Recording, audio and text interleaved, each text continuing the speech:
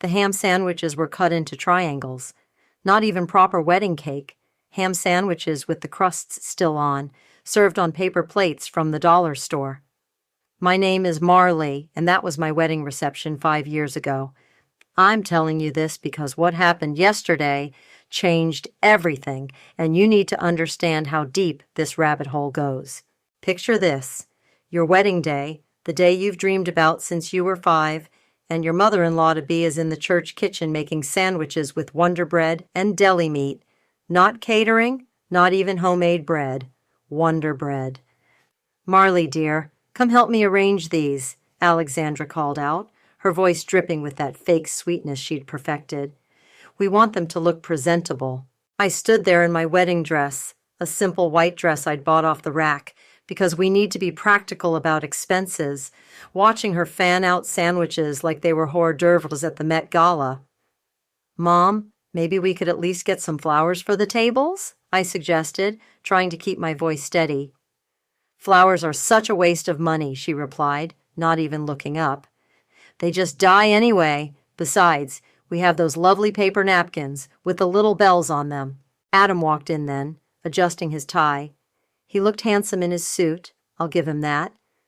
But when he saw me standing there, probably looking like I was about to cry, he just shrugged. "Everything looks great, Mom. Very practical." Practical? That word would haunt me for the next 5 years. My own mother, Cecilia, bustled in carrying a tray of store-bought cookies still in their plastic containers. "Oh, good. You're helping Alexandra. That's what family does. We pitch in." "Sophia's wedding had a 7-course meal," I said quietly. The temperature in that kitchen dropped about 10 degrees. "Sophia's wedding was different," Mom said, her voice sharp. "Sophia married a doctor. Different circumstances call for different celebrations." "Adam has a good job."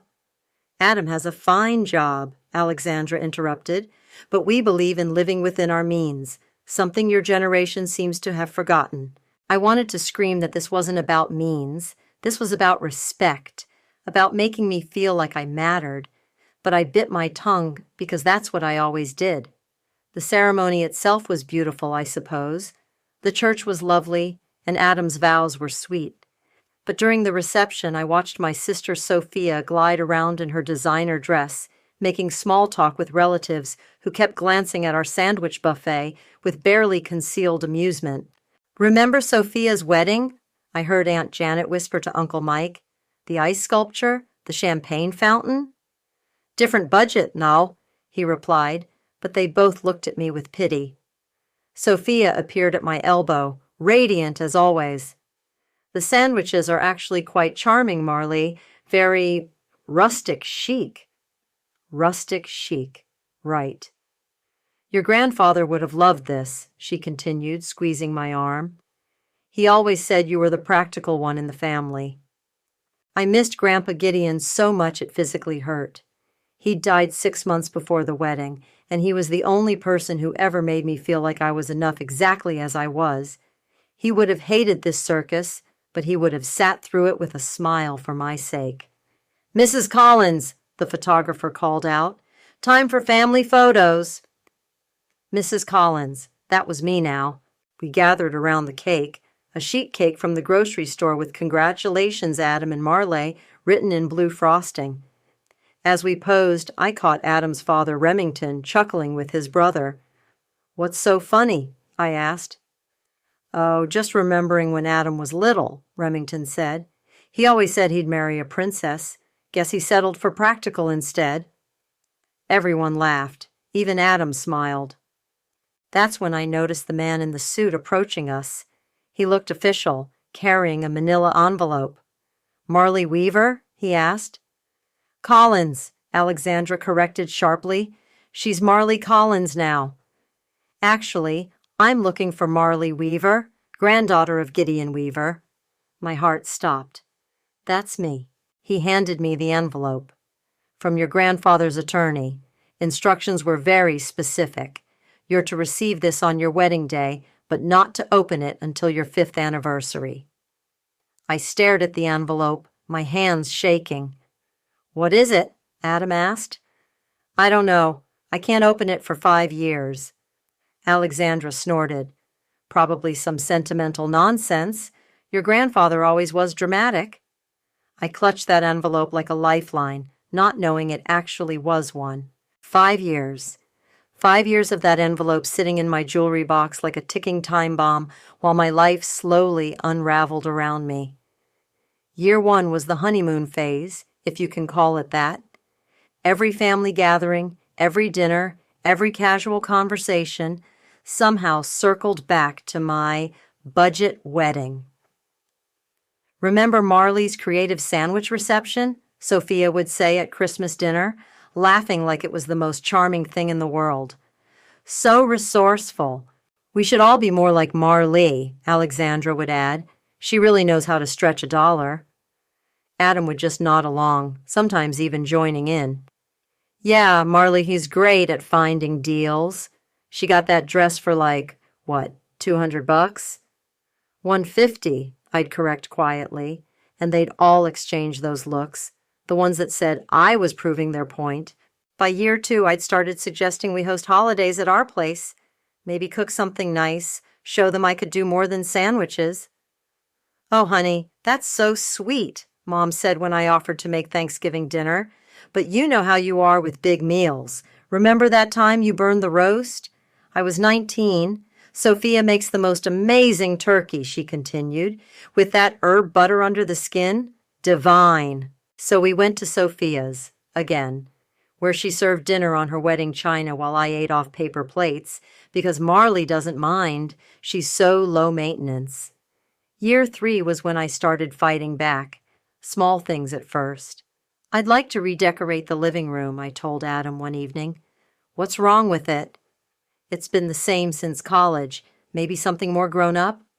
Seems like a waste of money. Everything works fine. Your mom redecorated her kitchen last month. That's different. She had water damage. No, she didn't. She just wanted granite countertops. But I let it go because that's what I always did. The breaking point came during year 4 at Sophia's birthday party. I'd spent weeks planning, bought her this beautiful scarf I'd seen her admiring, wrapped it perfectly. Oh, Marley, she exclaimed, unwrapping it. This is nice, very practical. There was that word again. It's silk, I said, from that boutique downtown you love. Of course it is. You always think of everything. She set it aside and picked up the next gift. Oh my God, David! The earrings! David, her husband, had given her diamond studs, real ones, the kind that sparkled under the restaurant lights while everyone oohed and ahed. Those must have cost a fortune, Alexandra said admiringly. David spoils me, Sophia giggled. I keep telling him he doesn't have to, but... A woman should be spoiled by her husband, Remington declared, raising his wine glass. That's what they're for. I looked at Adam. He was staring at his phone. Adam spoils me too, I said, my voice sounding strange even to me. Everyone went quiet. Oh, of course he does, Mom said quickly. In his own way. What's that supposed to mean? Nothing, sweetheart. Just that you two have a different style. Different how? Sophia jumped in. She just means you're more practical about things. There's nothing wrong with that. Stop saying that word. What word? Practical. I'm so sick of hearing how practical I am. Adam finally looked up from his phone. Babe, you're being weird. I'm being weird? I'm being weird for wanting my husband to occasionally buy me something nice? For wanting to feel like I matter? You matter, he said, but he was already looking back at his phone. You know you matter. That night, I called Brinley. She was the only friend I had left who wasn't connected to either family, the only person who remembered who I used to be before I became Practical Marley. I think I want a divorce, I whispered into the phone. Finally, she said. What took you so long?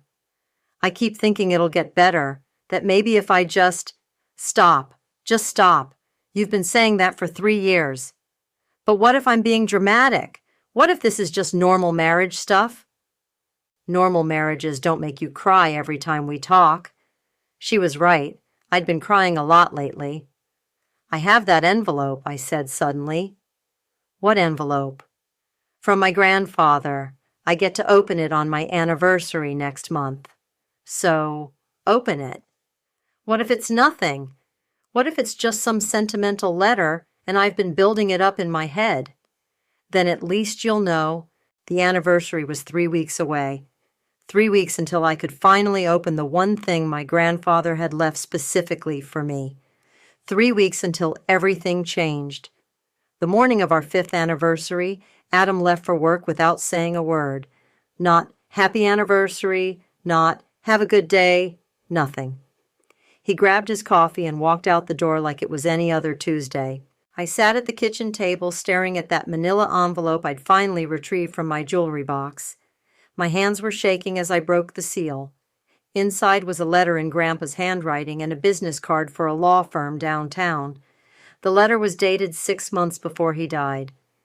My dearest Marley, it began, if you're reading this, you've made it 5 years. I pray they were good years, but knowing your family, I suspect they weren't. I had to stop reading. My eyes were already filling up. The phone rang. It was the law firm. Ms. Weaver, this is Janet from Morrison and Associates. We've been expecting your call. I just opened the letter this morning. Perfect timing. Can you come in today? We have some documents that require your signature. What kind of documents? I think it's better if we discuss this in person. Are you available at 2? I spent the morning cleaning the house, trying to distract myself. When Adam came home for lunch, I was scrubbing the bathroom tiles. What's all this? He asked, looking around at the spotless kitchen. It's our anniversary. He stopped mid-bite of his sandwich. Shit, really? Really. I'm sorry, babe. Work's been crazy. We'll do something this weekend, okay? Your mom's planning a party for tonight. She is? She called yesterday. Didn't she tell you? Must have slipped my mind. He finished his sandwich and headed for the door. I'll try to get home early. He didn't even kiss me goodbye. At 2 o'clock, I was sitting in a leather chair across from Janet Morrison, a woman in her 50s with kind eyes and a no-nonsense attitude. Your grandfather was very specific about the timing of this, she said, sliding a folder across the desk. The trust was designed to activate exactly 5 years after your wedding date. What trust? She smiled. The Gideon Weaver Trust. $2 million to be released to you provided you remained married for 5 consecutive years. The room started spinning. I'm sorry, what? $2 million, Ms. Weaver. Your grandfather was quite wealthy, as I'm sure you know. No, I didn't know. Nobody ever talked about money. He was very private about his finances, but he was also very concerned about your welfare. He felt your family didn't appreciate your worth. She handed me another letter, this one sealed. He asked me to give you this after I explained the trust. I opened it with trembling fingers. Marley, by now you know about the money. I set up this trust because I wanted to give you choices, real choices. I watched how they treated you at family gatherings, how they dismissed your dreams and made you feel small. I wanted you to have the power to change your life if you needed to. The 5-year requirement wasn't to trap you in an unhappy marriage. It was to ensure you were old enough and experienced enough to handle this responsibility. If your marriage is good, use this money to make it better. If it isn't, use it to make yourself better. You were always my favorite, sweetheart. Not because you were practical, but because you were kind. Because you saw beauty in small things. Because you never gave up hope, even when everyone around you tried to crush it. The only person who truly knows your worth is you. Don't forget that. All my love, Grandpa. I was sobbing by the time I finished reading. There are some conditions, Janet continued gently. The money is yours, but it comes with certain restrictions for the first year. You can't give large sums to family members without a waiting period. Your grandfather was concerned about outside influences. He knew they'd come after me for money. He was a very wise man. There's also this. She handed me a sealed envelope marked for Adam. What's in it? I don't know. He said you'd know when to give it to him. I drove home in a daze. $2 million. I kept saying it out loud, trying to make it real. When I got home, there was a text from Adam. Running late. Start the party without me. The party. Right. I'd completely forgotten. I looked at the envelope marked for Adam, then at my reflection in the hallway mirror. For the first time in 5 years, I smiled. A real smile. I had choices now, real choices, and I knew exactly what I was going to choose. The party was set for 7.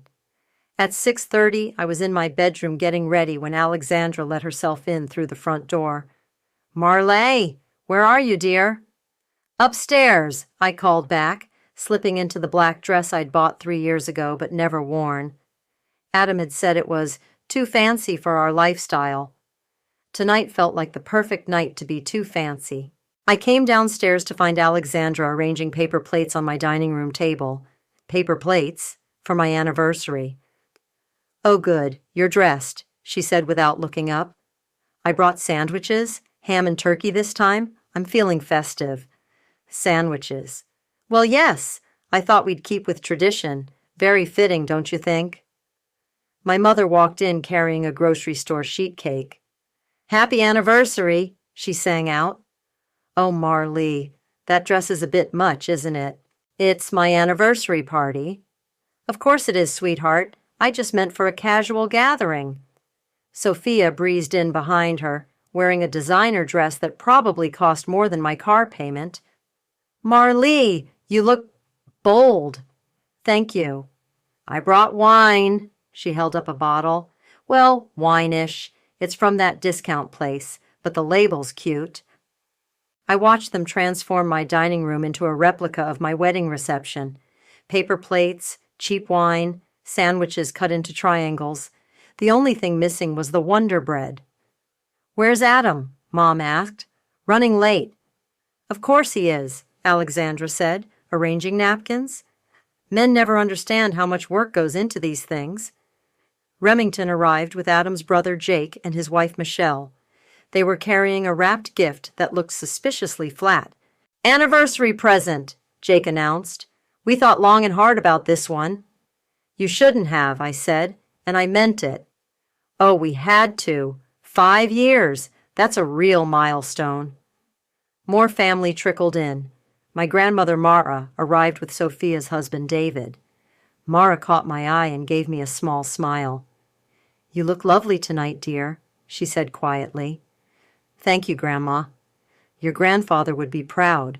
Something in her tone made me look at her more closely, but Sophia was already pulling her away to admire the charming table setup. Adam finally showed up at 7:30, still in his work clothes. Sorry, he said, kissing my cheek. Traffic was murder. You could have changed, I said. This is fine. It's just family. Just family. Right. Before we eat, Alexandra announced, I have a little presentation for our anniversary couple. She pulled out a photo album bound in cheap plastic. I made this myself. It's called Make Do and Mend, 5 Years of Practical Love. She opened it to the first page. There was a photo from our wedding reception with the caption, Creative Catering Solutions. Oh my God, Sophia giggled. Mom, you're terrible. I thought it would be fun to document all the ways Marlee has embraced the practical lifestyle. She flipped through pages showing pictures of me at various family gatherings, always with captions like thrifty fashion choices and budget-conscious entertaining. And here's my personal favorite, Alexandra said, stopping at a page titled The Art of Compromise. It showed Adam and me at last year's Christmas party, me in a sweater I'd gotten at a thrift store, him looking embarrassed. Everyone was laughing. Even Adam was chuckling. This is amazing, Mom, he said. You really captured Marlee's essence. Her essence, I repeated. You know what I mean. Your practical side. Remington stood up, raising his wine glass. I'd like to propose a toast to Adam, who found himself the most sensible wife in the family. To Adam, everyone chorused. And to Marlee, Jake added, for proving that love doesn't have to cost a fortune. They all drank. I didn't touch my glass. Actually, I said, standing up, I have something to say. Oh, how sweet, Mom clapped. A little anniversary speech. Yes, I said, reaching into my purse for Grandpa's letter. I have quite a lot to say. Marta was watching me intently. She set down her wine glass and folded her hands in her lap. 5 years ago, you all taught me some very important lessons, I began. Ah, that's nice, Sophia said. You taught me about knowing my place, about being practical, about not reaching too high or wanting too much. Marlee, Adam said, a warning in his voice. You taught me that my dreams were silly, that my worth was measured by how little I cost you. The room was getting uncomfortable. People were shifting in their seats. But most importantly, I continued, you taught me exactly who you all really are. I unfolded my grandfather's letter, and now I have something to teach you. Marlee, sit down, Adam said, his voice tight. You're making everyone uncomfortable. Good, I replied, still standing. I've been uncomfortable for 5 years. Alexandra set down her wine glass with a sharp clink. I think someone's had too much to drink. I haven't touched my wine, but thank you for assuming the worst about me. Again. Honey, Mom said, her voice taking on that patronizing tone I knew so well. Why don't we just enjoy the party? We can talk about whatever's bothering you later.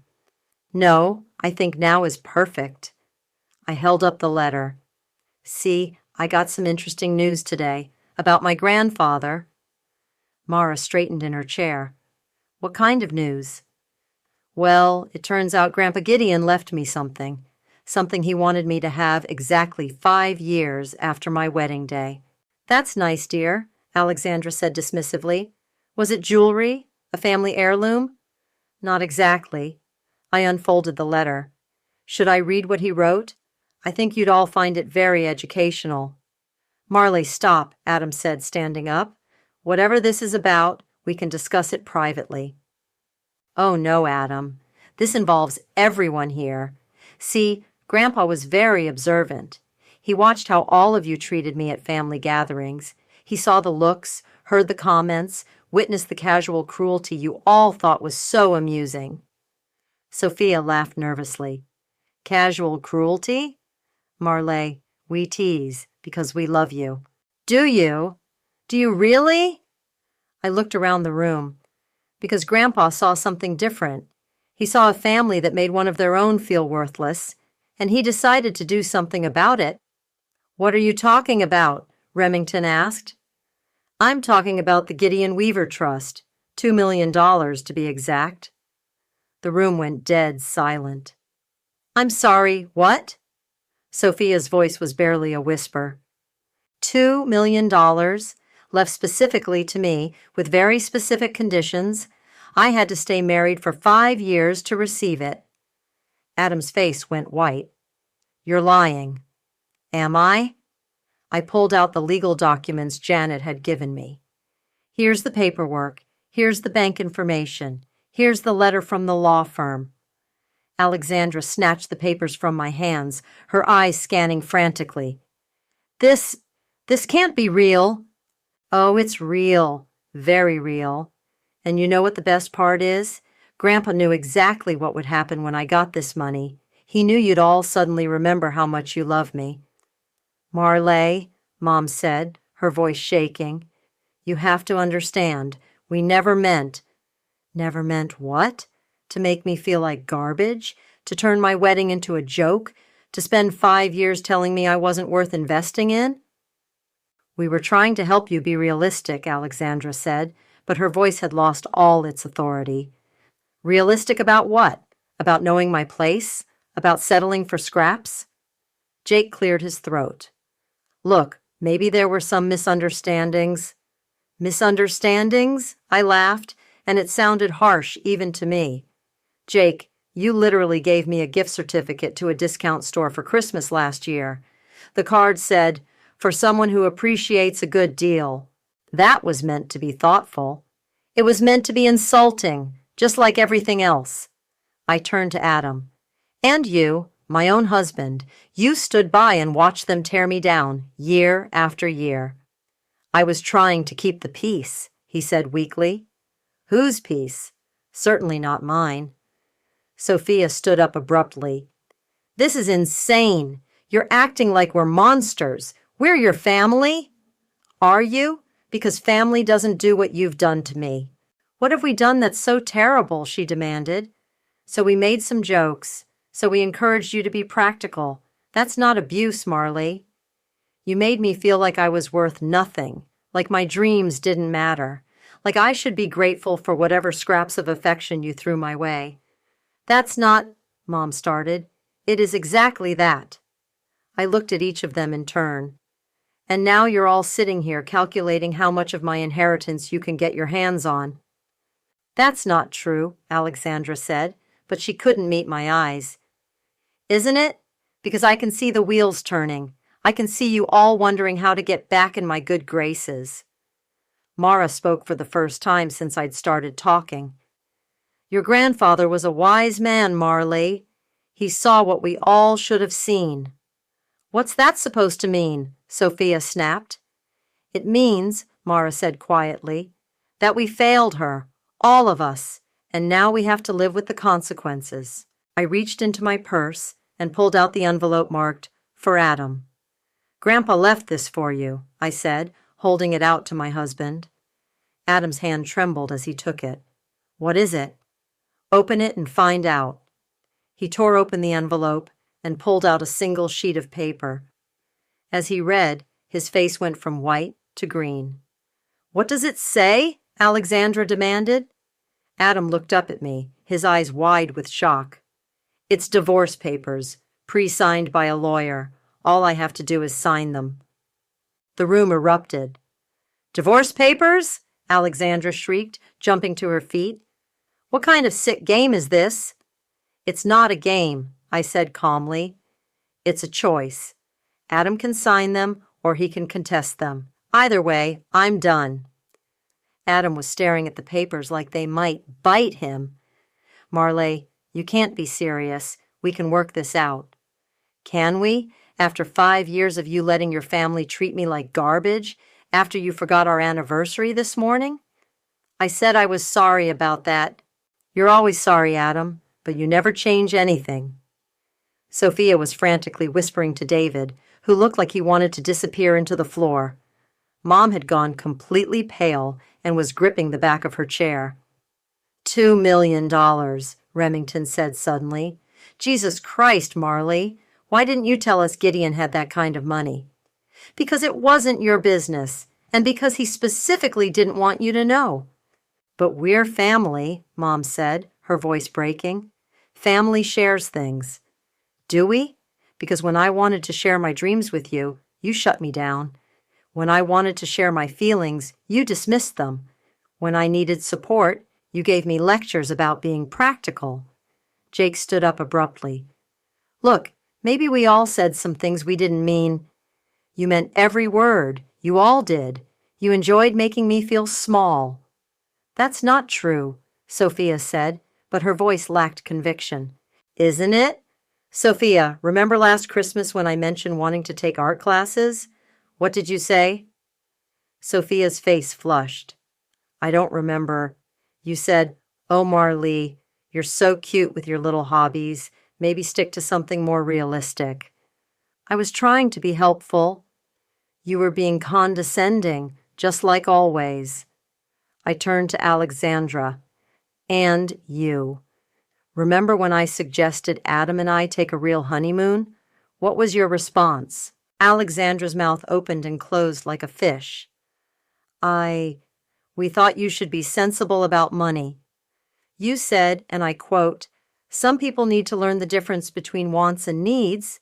Then you spent $3,000 redecorating your guest bathroom the next month? That was different. It was different because it was for you. Everything's different when it's for you. Adam was still holding the divorce papers. Marley, please, I know I haven't been the best husband, but we can fix this. I'll do better. Will you? Will you finally stand up to your mother when she insults me?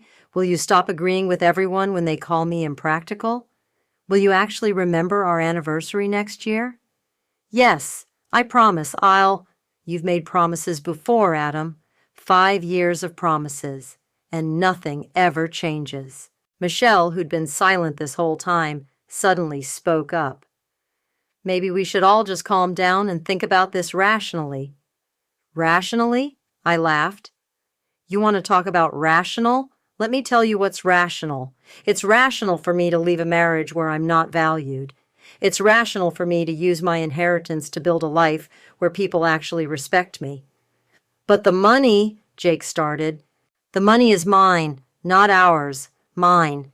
And before any of you start calculating how much you can guilt me into giving you, let me save you the trouble.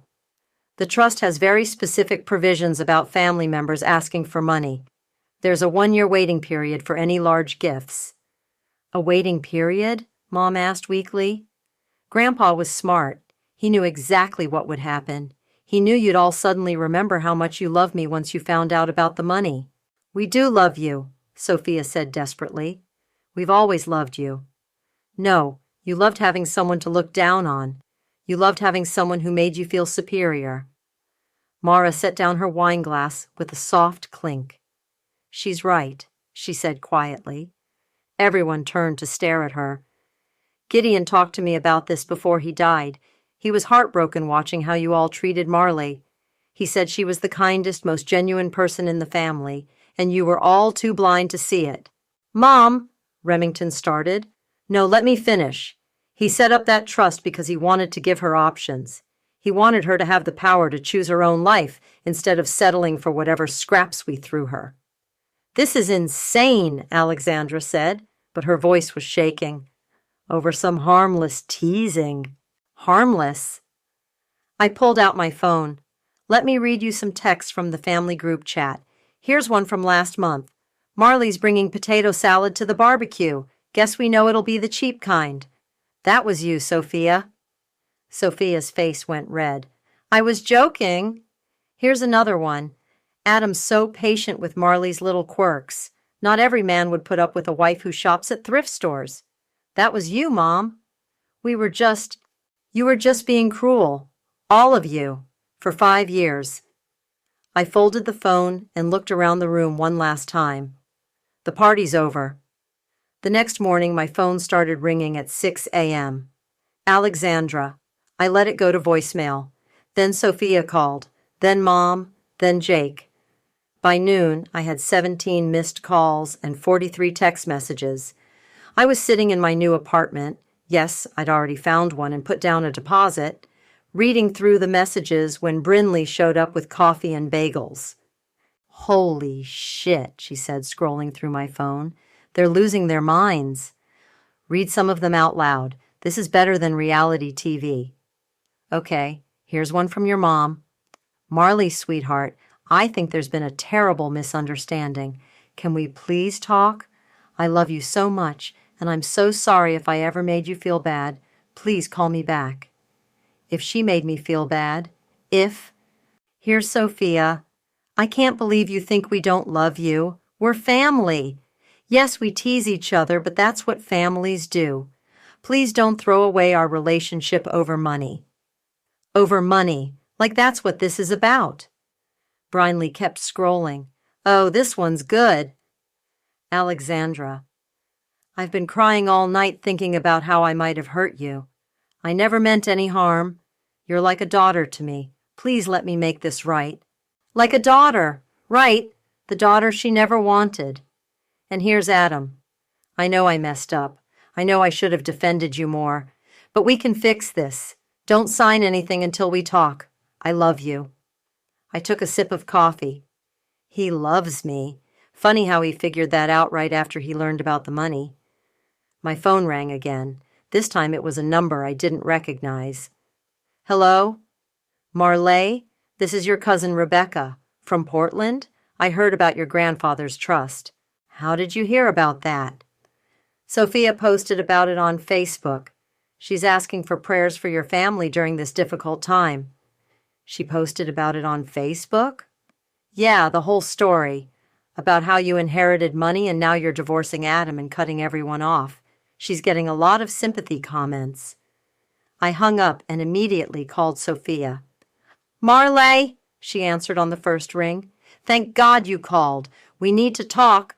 Take the Facebook post down, now. What Facebook post? Don't play dumb with me, Sophia. Take it down, or I'll post the screenshots of all those group chat messages. The line went quiet for a moment. Okay, I'll take it down. But Marley, we really need to talk. This whole thing has gotten out of hand. Has it? Or is this exactly what it needed to be? You can't seriously be planning to divorce Adam over some family teasing. Some family teasing? Sophia, you made my life hell for 5 years. That's not true. It is true. And now you're trying to control the narrative by posting about it online, making me look like the villain. I was asking for prayers. You were trying to get people on your side before I could tell my version of the story. There was a knock at my door. Through the peephole, I could see Adam standing in the hallway with flowers. I have to go, I told Sophia. Marley, wait. I hung up and opened the door. These are for you, Adam said, holding out a bouquet of roses. Your favorites. They're not my favorites. Peonies are my favorites. You'd know that if you'd paid attention for the last 5 years. His face fell. Can I come in, please? No. Marley, I know I screwed up. I know I should have stood up for you more, but I was trying to keep everyone happy. Everyone except me. That's not true. I wanted you to be happy too. Did you? Because happy wives don't cry themselves to sleep after family dinners. Happy wives don't call their best friends talking about divorce. You've been talking about divorce? For 2 years, Adam. 2 years I've been telling Brinley how miserable I was, and you never even noticed. I noticed you were upset sometimes. Sometimes? I was upset all the time, and instead of asking why, you just assumed I was being dramatic. I'm asking now. Tell me what I need to do to fix this. You can't fix 5 years of neglect with a bouquet of the wrong flowers. Then what can I do? You can sign the papers. I'm not signing anything. We're married, Marley, for better or worse. This is the worst, Adam, and I'm done with it. What about the money? Are you really going to keep all of it? And there it was, the real question.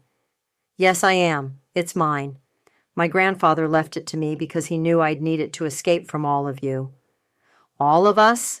Marley, we're your family. No, you're not. Family doesn't treat each other the way you've treated me. My mom wants to apologize. Your mom wants access to my bank account. That's not fair. Isn't it? Where was her apology yesterday? Where was it last year or the year before that? The only thing that changed is the money, Adam. He stood there holding those stupid roses, looking lost. I'll contest the divorce, he said finally. Go ahead. I have 5 years of documentation, text messages, emails, witnesses.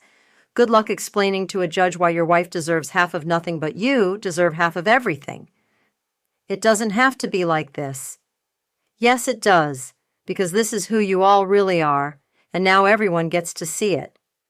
I closed the door and turned the deadbolt. My phone was ringing again. This was going to be a long week. 3 weeks after the party, I was sitting in my new apartment reading Grandpa's letter for the 100th time when someone knocked on my door. Through the peephole, I saw Mara standing in the hallway with a small suitcase. Grandma, what are you doing here? I came to see if you'd like some company, she said, and to bring you something. I let her in, and she looked around my sparse living room with approval. This is nice, dear. Very peaceful. It's quiet. That's all I wanted. She sat down on my couch and opened her purse, pulling out a small wooden box. This was your grandfather's. He asked me to give it to you after everything's settled. Inside the box was a key and another letter. What's this for? His workshop, behind the old house. He left it to you too, along with everything in it. I unfolded the letter with shaking hands. Marley, if Mara is giving you this, It means you made the hard choice. I'm proud of you. The workshop has all my woodworking tools, but more importantly, it has something I've been saving for you since you were 10 years old. Remember when you told me you wanted to make beautiful things? I never forgot. Love, Grandpa. He kept a workshop for 40 years. He was always making something: tables, chairs, jewelry boxes. He sold some pieces to galleries in the city. I had no idea. He was private about it, said it was his sanctuary. Mara smiled. He always said you had his hands, creative hands. My phone buzzed. Another text from Sophia. Please call me. I'm begging you. I showed Mara the screen. They won't stop. Block them. All of them? All of them except me. I'm the only one who never asked you for money, aren't I? She was right. In 3 weeks of constant harassment, Mara was the only family member who hadn't mentioned the inheritance once. Why didn't you ever treat me like they did? Because I saw what your grandfather saw. A kind girl who deserved better than what she was getting. Why didn't you say anything? Would you have listened, or would you have thought I was just a meddling old woman? She had a point. Besides, she continued, Gideon had a plan. He always did. My phone rang. Adam again. Answer it, Mara said. Get it over with. I put it on speaker. Marley, thank God. I've been trying to reach you for days. I've been busy. Look, I talked to a lawyer. He says if we can work this out amicably, it'll be better for both of us. I'm listening. I'll sign the papers. No contest. But I want to ask you something first. What? Was any of it real? Our marriage, I mean. Did you ever actually love me? I looked at Mara, who nodded encouragingly. I loved who I thought you were. I loved the man who wrote me sweet notes in college, who stayed up all night with me when I had the flu, who said he wanted to build a life with me. I'm still that man. No, you're not. That man wouldn't have let his family treat his wife like garbage for 5 years. I was trying to keep the peace. You were taking the easy way out, every single time. The line was quiet for a moment. I know, he said finally. I know I failed you. I'm sorry. I know you are, but sorry doesn't fix 5 years, Adam. So this is really it? This is really it. What about the money? Are you going to be okay? It was the first time he'd asked about my well-being instead of demanding a share of the inheritance. I'm going to be fine. Good. I'm glad. You deserve to be happy, Marley. I should have made sure you were. After I hung up, Mara patted my hand. That sounded like closure. It felt like it, too. So what now? I looked at the key to Grandpa's workshop, then at the letter in my hands. Now I go see what he left for me. Would you like some company? I'd love some company. As we drove to the old house, Mara told me stories about Grandpa's projects, about the beautiful things he'd made with his hands. When we pulled into the driveway, I could see the small building behind the house, weathered but sturdy. The key turned easily in the lock. Inside, the workshop was exactly as he'd left it. Tools hung neatly on pegboards, wood stacked in careful piles, and on the workbench, covered with a cloth, was something waiting for me. I pulled away the cloth and gasped. It was a hope chest, made from cherry wood and carved with intricate flowers. On the lid, in beautiful script, were the words, "For Marley, who makes beautiful things." Inside were art supplies, paints, brushes, canvases, sketchbooks, everything I'd ever dreamed of having. He started making this the day you told him about wanting to take art classes, Mara said softly. He said someday you'd be ready for it. I ran my fingers over the smooth wood, over the carved flowers, over my name. I'm ready now. Yes, Mara said, smiling. I think you are.